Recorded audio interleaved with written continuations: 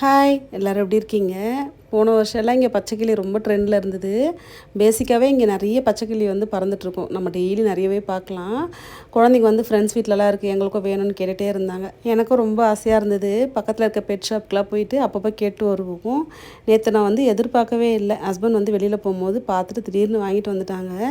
முதல்ல கூண்டுக்குள்ளே அடைச்சி வச்சு பார்க்க கஷ்டமாக தான் இருந்தது. குழந்தைங்களுக்கு வந்து ரொம்ப ஆசையாக இருந்தது. எனக்கு எப்போ என்ன தோணுன்னு தெரியாது, பறக்க விட்டாலும் பறக்க விட்டுருவேன். இப்போதைக்கு அருவி தென்றல்னு பேர் வச்சுருக்கேன். குட்டீஸ் வந்து வாயில் நுழையாத பேரெல்லாம் சொல்கிறாங்க. ஃபுட்டெல்லாம் வாங்கி ஸ்டாக் பண்ணி வச்சுக்கிட்டேன். ஆனால் வந்து ஸ்வீட் கார்ன் வந்து ரொம்பவே பிடிக்குது. ஸ்வீட் கார்ன் போட்டால் நல்லா சாப்பிடுது.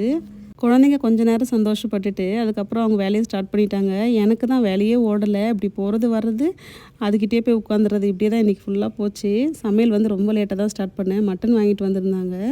மட்டனில் தான் ஒரு கிரேவி ரெடி பண்ண போகிறேன். நார்த் இந்தியன் ஸ்டைலில் தான் ரெடி பண்ணிட்டு இருந்தேன். கொஞ்சம் கொஞ்சம் வந்து நம்ம ஊர் ஸ்டைலாக மிக்ஸ் பண்ணிட்டேன். அப்படியே குக்கரில் தான் தாளித்து விட போகிறேன். பேனில் வந்து கொஞ்சம் எண்ணெய் சேர்த்துட்டு பிரியாணி ஸ்பைசஸ் மைல்டாக ஆட் பண்ணிவிட்டு காஞ்ச மிளகா சேர்த்துருக்கேன்.